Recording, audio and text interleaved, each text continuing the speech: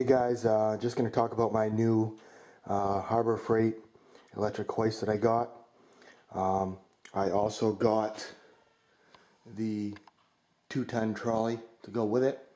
I wanted the 1-ton, but the 1-ton would not fit the flange width of my beam, so I had to go with the 2-ton in order to fit it. Now, as you can see here in the pictures, the way it mounts, using these two brackets, well, you can't use that very easily on a trolley, so I had to figure out a way to make that work. This trolley is rated for 440 pounds, single cable, 880 pounds with the dual cable. So what I did is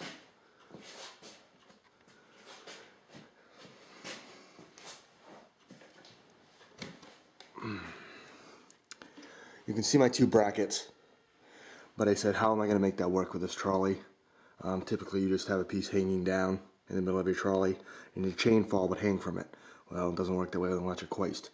Did a little bit of looking online, and I said, well, why can't I mount it the same way they show in the manual? As you can see in the manual, it's used as like a crane hoist on a pickup or something like that, and they're mounting it to a piece of pipe. So why can't I do the same thing? So that's what I did. So I had some pipe. This pipe is 1.5 inch inside diameter. It needs to be a size that'll slip over the long bolt, not sure what you want to call it, that goes to the trolley. 1.5 inch diameter pipe works great. This piece actually has a nice thick wall, which makes it even stronger. So it was just a matter of me taking and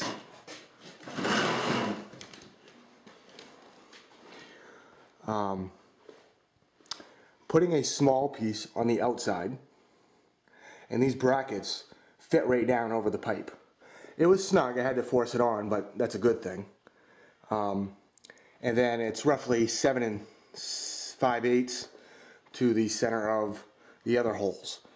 What I did is I just got my trolley all set up in my beam, and then I just measured inside to inside and just filled this with a piece of that pipe. I put one of the large washers on each side. So then I just took and got one end started, lifted it up, started the other end. Works great. Due to the fact that you can't get up any higher than the bottom of the trolley, I just used some 5/8 nuts to take up the gap, so when I tighten it down, the brackets didn't bend. Some washers. I may actually remove a couple of the washers just so my bolts go further into the actual hoist. But that's really all there was to it. As you can see, rolls back and forth. Nice, works great. Now, another thing is the power cord, and I have a very long garage, so getting from one end to the other, I needed a cord. I didn't want to have all kinds of cord hanging in the corner and strung out across the garage, and some of the, hang themselves on or trip on or anything like that. So what I did is I went to Lowe's, bought a power reel. I believe it's got 30 feet on it. That'll almost get me to the other end of my garage. And I mounted it up in the corner of the beam.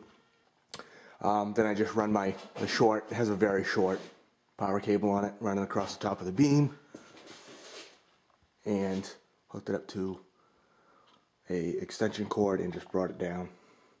And it's not plugged in at the moment, but just stapled it along the wall so it looks somewhat decent. Now, as you can see, my cord just pulls out when I take the trolley down the beam, and then all I need to do is the hoist will reel itself in when I bring the trolley back. So all the wires are out of the way and it's nice and neat.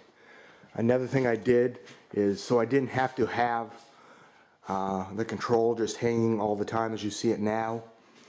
I took just a small self-tapping screw and a piece of wire, attached to the frame, and then I just put a zip tie through the hole here, and I can then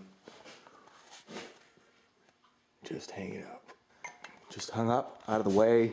I don't hit my head on it, anything along those lines. Now just to show you it work a little bit.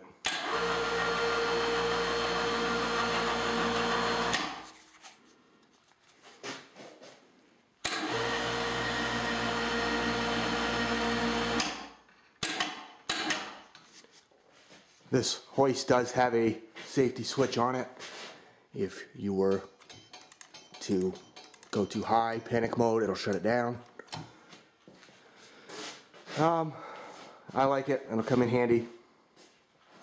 So please rate and subscribe.